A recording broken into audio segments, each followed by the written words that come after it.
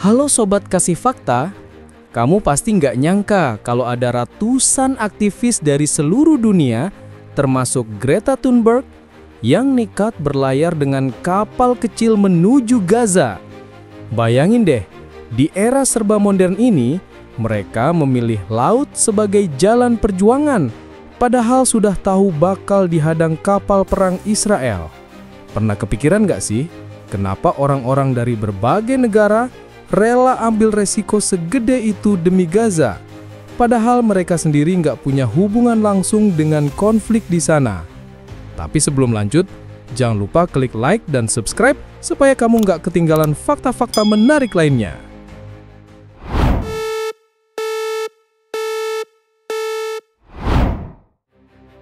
Gelombang Laut Tengah berkilau diterpa sinar matahari sore ketika deretan kapal kecil hingga menengah mulai meninggalkan dermaga-dermaga di Eropa. Dari Barcelona, Genoa, Tunis hingga Catania, mereka bergabung dalam sebuah konvoi yang oleh penyelenggaranya disebut Global Sumut Flotilla. Nama ini mengandung makna perlawanan dan keteguhan, simbol dari tekad ratusan aktivis internasional untuk menantang blokade laut Israel terhadap Gaza.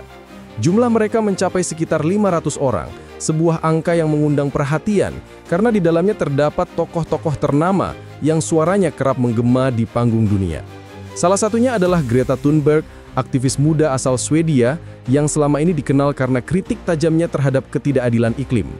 Kehadirannya di atas kapal flotilla memberi bobot moral, seakan mengingatkan bahwa perjuangan kemanusiaan lintas isu tak bisa dipisahkan.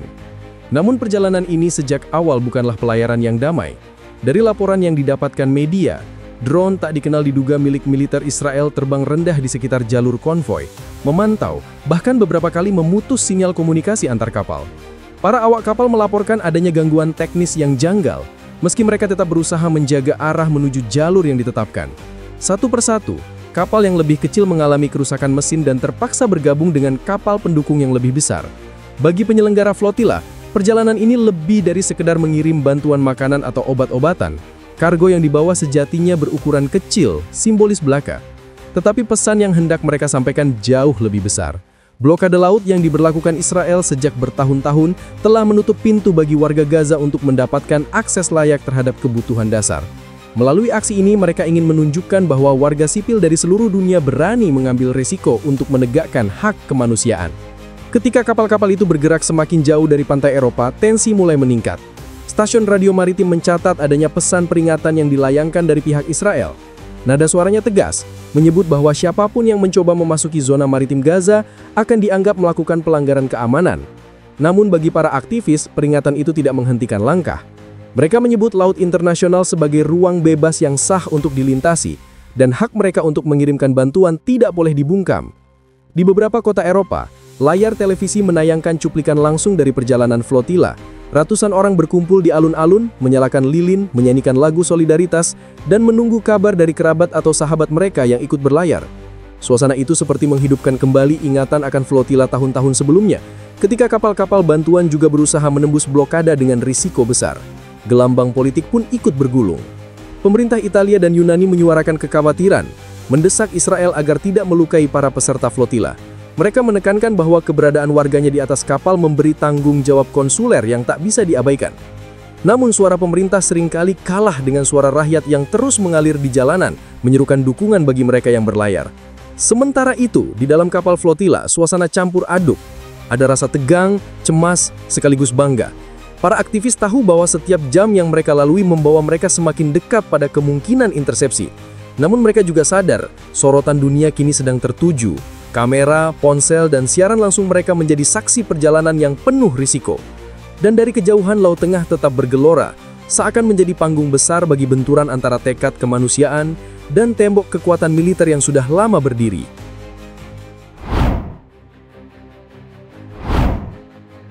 Hari itu, langit Laut Tengah berubah menjadi saksi tegang ketika kapal-kapal flotilla mulai memasuki jalur yang semakin dekat dengan perairan Gaza. Sinyal komunikasi dari beberapa kapal mendadak melemah, sebagian bahkan terputus. Para aktivis segera menyadari bahwa ini bukan gangguan biasa.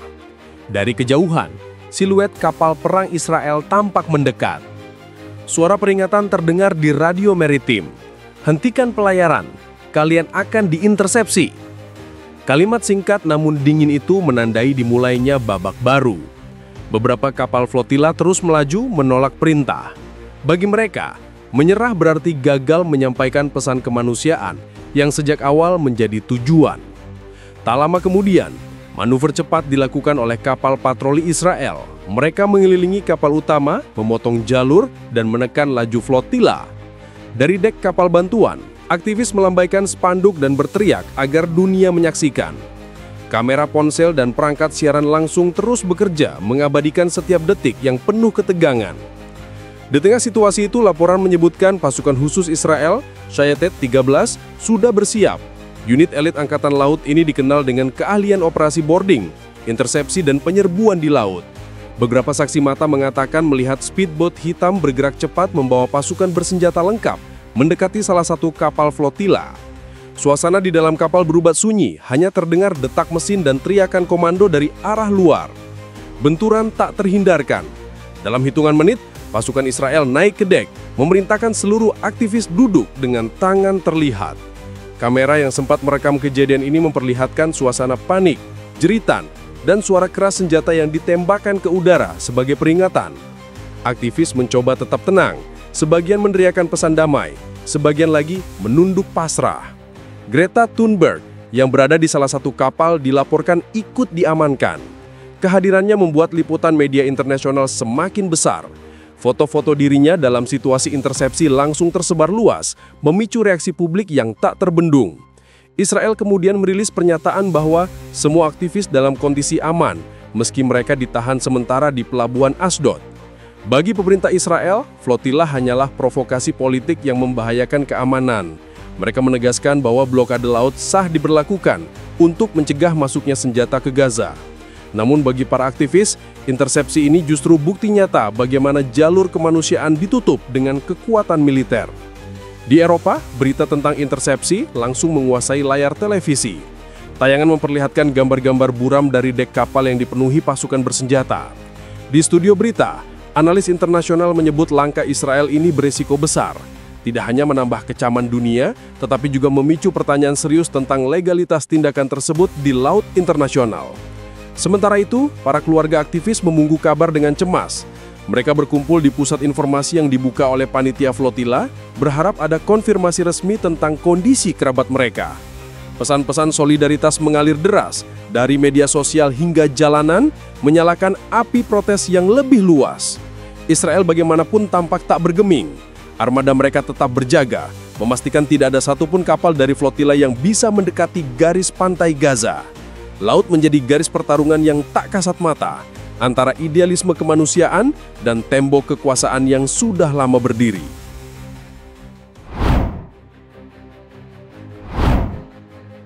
Kabar intersepsi flotila pro-Palestina langsung menyebar ke seluruh dunia. Dari Eropa hingga Asia, media menyorot langkah militer Israel yang dinilai berlebihan terhadap ratusan aktivis sipil. Italia dan Yunani menjadi dua negara pertama yang bersuara keras. Mereka mendesak Israel agar tidak melukai para peserta flotila, menegaskan perlindungan konsuler bagi warga negara mereka, dan menuntut kepastian keselamatan.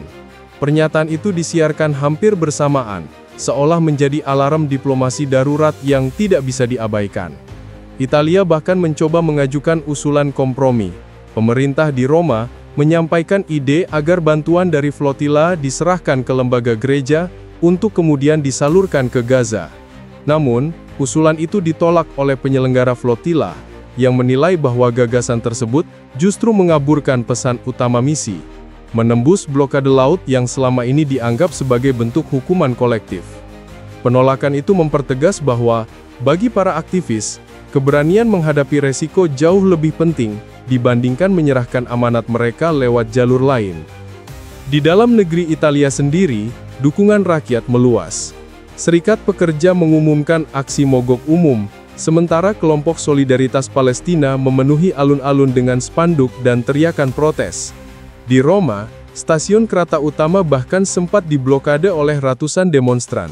Mereka menuntut agar pemerintah tidak hanya memberi pernyataan, tetapi juga menekan Israel secara nyata. Gambaran serupa juga terlihat di kota-kota Eropa lain. Bendera Palestina berkibar di depan gedung-gedung pemerintahan, sementara mural baru bermunculan di tembok jalanan, melukiskan kapal flotila sebagai simbol perlawanan damai. Di sisi lain, pemerintah Israel berdiri kokoh dengan sikap keras. Perdana Menteri Netanyahu dalam konferensi pers menyatakan flotila tidak akan diizinkan masuk ke Gaza dengan alasan keamanan nasional. Ia menuding sebagian penyelenggara flotila memiliki hubungan dengan Hamas. Klaim itu segera dibantah oleh panitia yang menegaskan bahwa semua peserta adalah relawan sipil tanpa agenda militer. Namun narasi itu terus digulirkan, menjadi senjata retorika untuk membenarkan intersepsi. Persiapan militer Israel pun menunjukkan keseriusan. Di kota Ashdod, ratusan personel dikerahkan, ambulans dan kendaraan medis disiagakan, menandakan bahwa pemerintah mereka memperkirakan kemungkinan benturan fisik. Kehadiran unit elit Shayetet 13 mempertegas pesan bahwa Israel siap menggunakan kekuatan penuh jika dianggap perlu. Bagi banyak pihak, langkah ini seakan menghidupkan kembali bayangan tragedi flotila tahun 2010, ketika serangan serupa menelan korban jiwa. Di ruang diplomasi internasional, perdebatan makin panas. Analis hukum internasional mempertanyakan legalitas blokade laut yang menutup akses bantuan kemanusiaan. Sebagian menyebut langkah Israel melanggar hukum maritim. Sementara yang lain berpendapat blokade dapat dibenarkan dalam konteks keamanan. Perdebatan itu menjadikan flotila bukan hanya isu kemanusiaan, tetapi juga ujian bagi tatanan hukum internasional. Di tengah hiruk-pikuk diplomasi dan protes global, para aktivis yang ditahan tetap menjadi pusat perhatian. Gambar Greta Thunberg yang digiring di dek kapal Israel menyebar luas, menjadi simbol bahwa isu Gaza kini menembus batas-batas baru. Tidak hanya isu Timur Tengah, tetapi juga menyentuh jantung perdebatan global tentang hak asasi, kebebasan sipil, dan keberanian menghadapi kekuasaan militer. Laut Tengah akhirnya bukan lagi sekedar jalur pelayaran, melainkan panggung pertarungan narasi. Satu pihak menyebutnya provokasi, pihak lain menyebutnya misi kemanusiaan. Dan di antara ombak yang terus bergulung, dunia menunggu bagaimana babak berikutnya akan bergulir, di meja diplomasi, maupun di jalanan yang dipenuhi suara rakyat. Flotila pro-Palestina kali ini kembali mencatat sejarah. Bukan hanya tentang kapal yang berlayar di tengah Laut Tengah, tetapi tentang bagaimana suara kemanusiaan mencoba menembus tembok blokade. Di setiap dek kapal, di setiap teriakan aktivis, dunia melihat bahwa keberanian sering lahir dari keyakinan sederhana, bahwa setiap manusia berhak atas kehidupan yang layak. Dan seperti ombak yang tak pernah berhenti memukul pantai, kisah flotila ini akan terus bergema, meninggalkan jejak pertanyaan, kecaman dan solidaritas di berbagai belahan dunia. Terima kasih sudah menyimak narasi ini bersama kami. Jangan lupa untuk subscribe ke channel Kasih Fakta dan aktifkan lonceng notifikasi agar tidak ketinggalan fakta menarik lainnya.